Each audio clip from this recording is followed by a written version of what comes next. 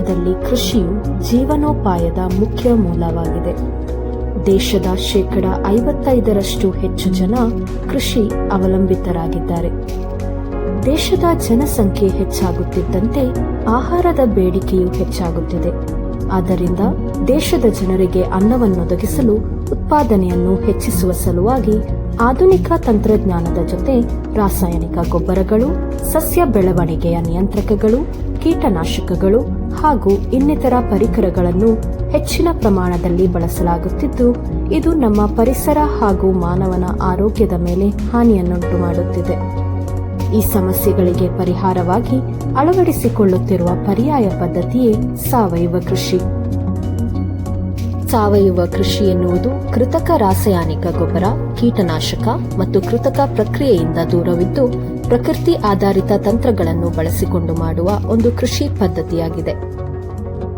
ಸಾವಯವ ಕೃಷಿಯು ಮಣ್ಣು, ಪರಿಸರ ಮತ್ತು ಮಾನವನ ಆರೋಗ್ಯವನ್ನು ಕಾಪಾಡುವ ಉತ್ಪಾದನಾ ವ್ಯವಸ್ಥೆಯಾಗಿದೆ. ಪರಿಸರ ಸ್ನೇಹಿ ವಿಧಾನಗಳನ್ನು ಬಳಸುವುದರಿಂದ ಸುಸ್ಥಿರ ಬೆಳೆ ಉತ್ಪಾದನೆ ಮತ್ತು ಇಳುವರಿ ಉತ್ತೇಜಿಸಲು ಕಾರಣವಾಗಿದೆ. ರಾಸಾಯನಿಕ ಗೊಬ್ಬರಗಳು ಬಳಸಿದ ಉತ್ಪನ್ನಗಳಿಗೆ ಹೋಲಿಸಿದರೆ ಸಾವಯವ ಉತ್ಪನ್ನಗಳು ಹೆಚ್ಚು ಪೌಷ್ಟಿಕ ಹಾಗೂ ಆರೋಗ್ಯಕರವಾಗಿರುತ್ತದೆ. ಹಾಗೆ ಬಹುಕೃಷಿಯನ್ನು ಉತ್ತೇಜಿಸುವ ಮೂಲಕ ಬೆಳೆ ವೈವಿಧ್ಯತೆಯನ್ನು ಉತ್ತೇಜಿಸುತ್ತದೆ. ಸ್ಥಳೀಯ ಪರಿಕರಗಳನ್ನು ಬಳಸುವುದರಿಂದ ಉತ್ಪಾದನಾ ವೆಚ್ಚವನ್ನು ಕಡಿಮೆ ಮಾಡಬಹುದು. ಈಗಾಗಲೇ ಆರೋಗ್ಯದ ಕಡೆಗೆ ಜನರು ಹೆಚ್ಚಿನ ಗಮನವನ್ನು ನೀಡುತ್ತಿದ್ದು, ಪ್ರಪಂಚದಾದ್ಯಂತ ಸಾವಯವ ಉತ್ಪನ್ನಗಳಿಗೆ ಹೆಚ್ಚು ಬೇಡಿಕೆ ಇದೆ. ಹಾಗೆ ರಫ್ತಿನ ಮೂಲಕ ಹೆಚ್ಚು ಆದಾಯವನ್ನು ಪಡೆಯಬಹುದು.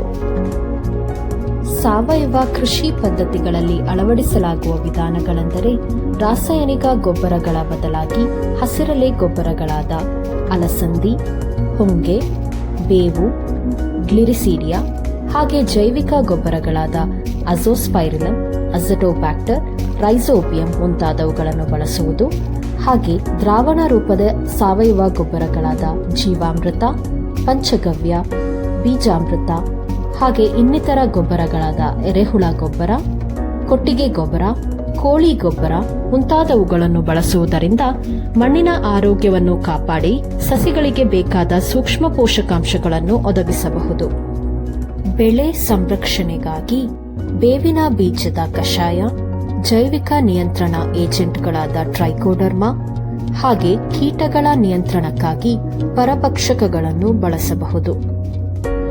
ಭಾರತವು ವಿವಿಧ ಬೆಳೆಗಳನ್ನು ಬೆಳೆಯಲು ಸೂಕ್ತವಾದ ವೈವಿಧ್ಯಮಯ ಕೃಷಿ ಹವಾಮಾನ ವಲಯಗಳನ್ನು ಹೊಂದಿದ್ದು, ಹಳ್ಳಿಗಳು ಮತ್ತು ಕೃಷಿ ಸಮುದಾಯಗಳಲ್ಲಿ ಸ್ಥಳೀಯ ಮತ್ತು ಸಾಂಪ್ರದಾಯಿಕ ಸಾವಯವ ಉತ್ಪಾದನಾ ವ್ಯವಸ್ಥೆಗಳ ಬಗ್ಗೆ ಜ್ಞಾನವನ್ನು ಹೊಂದಿದೆ. ಕಳೆದ 20 ವರ್ಷಗಳಲ್ಲಿ ಸಾವಯವ ಕೃಷಿಯು ಕೃಷಿಯಲ್ಲಿ ವೇಗವಾಗಿ ಬೆಳೆಯುತ್ತಿರುವ ಮಾರುಕಟ್ಟೆಗಳಲ್ಲಿ ಒಂದಾಗಿದ್ದು, ಸಾವಯವ ಉತ್ಪಾದಕರಿಗೆ ಹೆಚ್ಚಿನ ಅವಕಾಶವಿದೆ. ನಮ್ಮ ಬಾಳಿನಲ್ಲಿ ಸಾವಯವ ಕೃಷಿಯ ತತ್ವಗಳನ್ನು ಅನುಸರಿಸಿ ನಾವೆಲ್ಲರೂ ನಿಗೂಢವಾದ ಭೂಮಿಯ ಆರೋಗ್ಯವನ್ನು ಸುಧಾರಿಸೋಣ.